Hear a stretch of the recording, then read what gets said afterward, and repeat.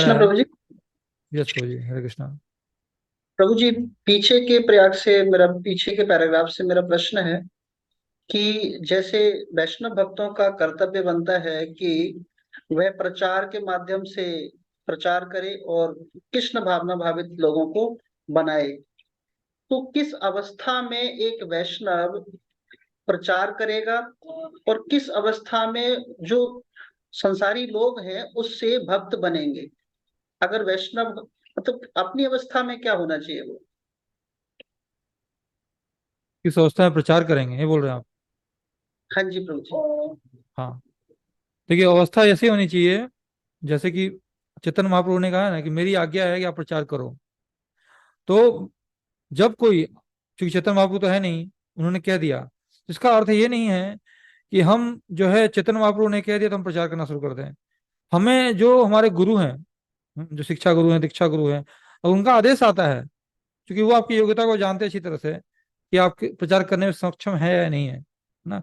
वो आपको आदेश देते हैं, अगर आप कि आप जाकर प्रचार करो, तो आप इस अवस्था में जाकर प्रचार कर सकते हैं। हाँ, लेकिन हम जितना भी पढ़े हैं, जितना समझे हैं, कम से कम उतना तो प्रचार हम अपने परिवार में तो कर ही सकते हैं। लेकिन अगर बाहर प्रचार करना हो तो हमें गुरु का आदेश चाहिए। मतलब जो शिक्षा गुरु हैं, दीक्षा गुरु हैं, जो भी हैं, उनका आदेश चाहिए। तब जाके हम, क्योंकि वो शक्ति भी हमें चाहिए ना, हमें उस शक्तिपात हमें मिलना चाहिए, उनकी आदेश के रूप में जो शक्ति मिलेगी, तभी हम बाहर प्रचार अच्छी तरह से कर पाएंगे, है ना। भले ही ऐसा ना हो कि हम प्रचार भी करें तो कहीं ना कहीं हमारी इंद्रिय तुष्टि हो, की भावना हो, हाँ, कि मैं बहुत अच्छा भक्त बन गया हूँ, मैं अच्छा प्रचार कर सकता हूँ, मेरे में ज्ञान बहुत ज्यादा हो गया है, ऐसी भावना भी ना हो, है ना। नहीं तो क्या होगा, जो आप बांटेंगे दूसरों में, जो आपकी भावना है वो उसमें स्थानांतरित होगी, ट्रांसफॉर्म होगा, है ना। तो वो फिर भक्त नहीं बन पाएगा। तो हमारी शुद्धि बहुत जरूरी है प्रचार करने से पहले, है ना। आप परिवार में कर सकते हैं, लेकिन बाहर प्रचार करना हो जब हो, क्योंकि घर में जो है हम प्रसिद्धि की कामना नहीं होती, है ना। बाहर हम जाते हैं जब प्रचार करने, तो हमारे में जो सुप्त इच्छाएं हैं वो जागृत हो सकती है ना। तो वहां पे एक गुरु का जो है आदेश के रूप में अगर प्राप्त होगा, तो हम प्रचार अच्छी तरह से कर पाएंगे, क्योंकि गुरु आपको जानते हैं, आपके स्वभाव को जानते हैं, आपके ज्ञान के लेवल को जानते हैं, है ना। तो उस स्थिति में हम जाकर प्रचार कर सकते हैं। ये अवस्था हुई प्रचार करने की। और दूसरा क्या बोला आपने? दूसरी कौन सी अवस्था? प्रभु जी, मैंने ये बोला है कि जैसे व्यक्ति अपने कार्यालय में भी जाएगा, ऑफिस में भी जाएगा, या हाँ। संसार में कहीं पर भी संपर्क लेगा, हाँ। अगर वो मतलब और वो कृष्ण भावना भावित है, डेली डेली अध्ययन कर रहा है, हर तरीके को अपना रहा है, तो स्वतः ही मतलब उसके मुख से वो कृष्ण भावना भावित शब्द ही निकलेंगे। तो ये भी मतलब प्रचार का ही एक माध्यम है। तो हाँ, उसके बिना तो वो रह नहीं सकता। बिल्कुल। निश्चित रूप से अगर आपके पास रोज पढ़ रहे हैं, ज्ञान ले रहे हैं, सब कुछ ले रहे हैं, तो कहीं ना कहीं, जैसे मान लीजिए वो है ना, क्या बोलते हैं उसको, जो घड़ा होता है, घड़े में अगर आप पानी डालते हैं या गिलास में पानी डालते हैं, तो एक लेवल के बाद क्या अच्छा लगता है वो, है ना। उसी तरह से व्यक्ति में ज्ञान होता है। जब व्यक्ति में ज्ञान हो जाता है, तो चाहता है कि मैं तो कृष्ण भावना भावित हुआ हूँ, सामने वाला भी हो जाए, है ना। तो उसको आप प्रचार के माध्यम से बताते हैं कि हाँ भाई, आप इस तरह से कृष्ण भक्ति करो, प्रचार करो। इस लेवल पे हम कर सकते हैं, मतलब भगवान का महिमा गान करना हो वो हम कर सकते हैं, उसमें कोई दिक्कत नहीं है। लेकिन वाइड लेवल पर अगर प्रचार करना हो, तो वहां पे गुरु की स्वीकृति आवश्यक है। ये कहना मेरा। ठीक है। ठीक है प्रभु जी, धन्यवाद। हरे कृष्ण। हरे कृष्णा प्रभु जी। यस माता जी। प्रणाम प्रभु जी। प्रभु जी, एक तो मैं क्षमा चाहती हूँ प्रभु जी, आज मैं थोड़ा लेट ज्वाइन कर पाई प्रभु जी।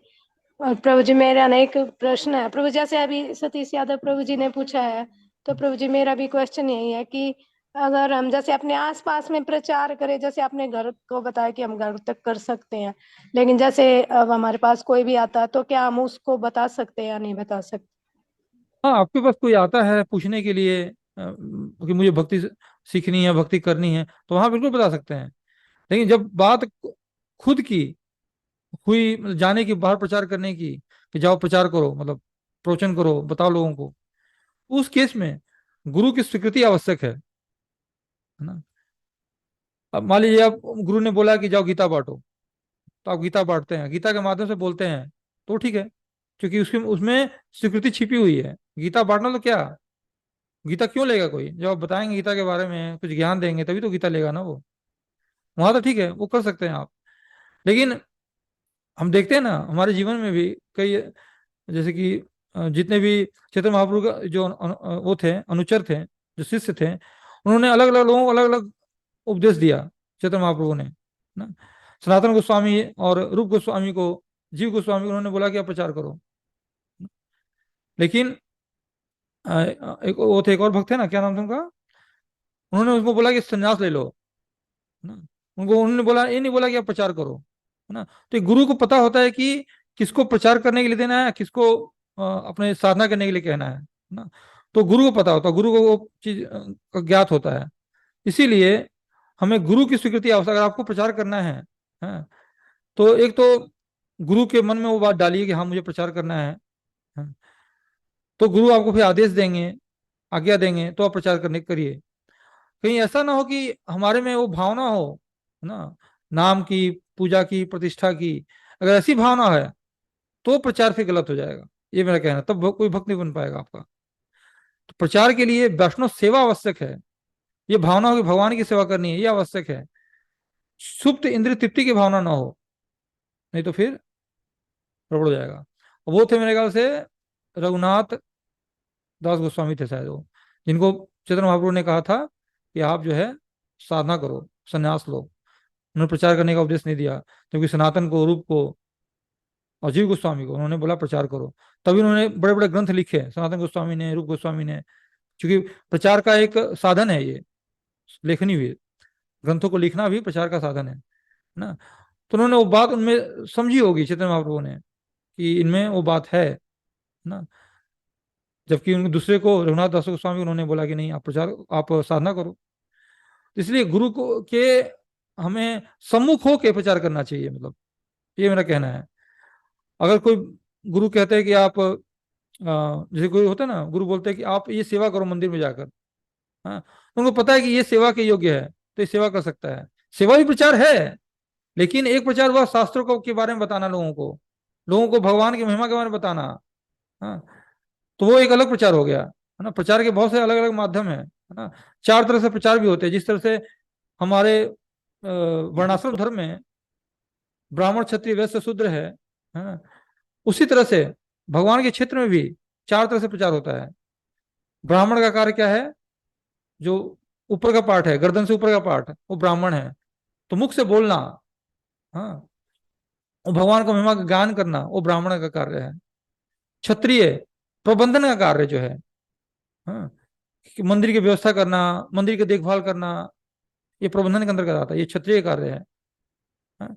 वैश्य प्रसाद बनाना, प्रसाद बांटना, हाँ, ये वैश्य कार्य है। फिर मंदिर को साफ सफाई करना, हाँ, ये शूद्र का कार्य है ना। तो अलग अलग भक्तों की अलग अलग रुचियां होती हैं, है ना, अपने पूर्व जन्मों के प्रारब्ध के अनुसार। वैसा नहीं है कि वो ब्राह्मण, क्षत्रिय, वैसा शूद्र हो गया, वो भी भक्ति में ही काउंट होगा, हाँ, उसमें हम दोष दृष्टि नहीं कर सकते हैं।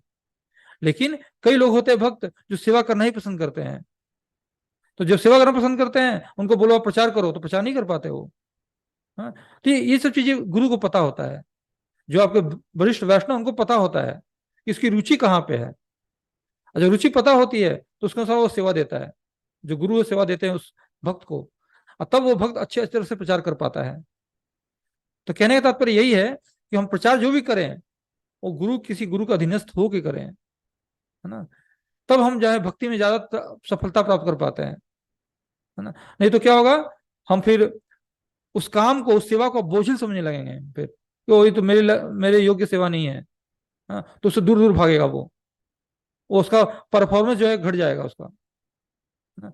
इसीलिए कहा गया है कि अपने, कि आपकी जो योग्यता है उसमें लगे रहिए, और गुरु को अपने आप पता चल जाएगा कि आपकी क्या योग्यता है, उसके अनुसार आपको कार्य देगा, है। इसीलिए कहा गया है कि प्रचार करना हो तो गुरु के अंतर्गत करना हो। तो प्रचार मतलब ये नहीं है केवल प्रवचन देना ही, प्रचार मतलब यही प्रचार है। कोई अगर प्रसाद बना रहा है, प्रसाद बांट रहा है, वही प्रचार है।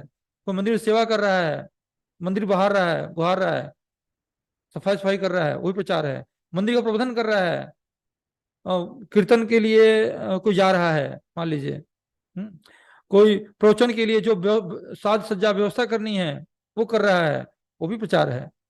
इसमें भेद दृष्टि नहीं करनी है, लेकिन जो करना है सेवा वो गुरु के अधीनस्थ होके करना है, ये कहना मतलब यहाँ पे।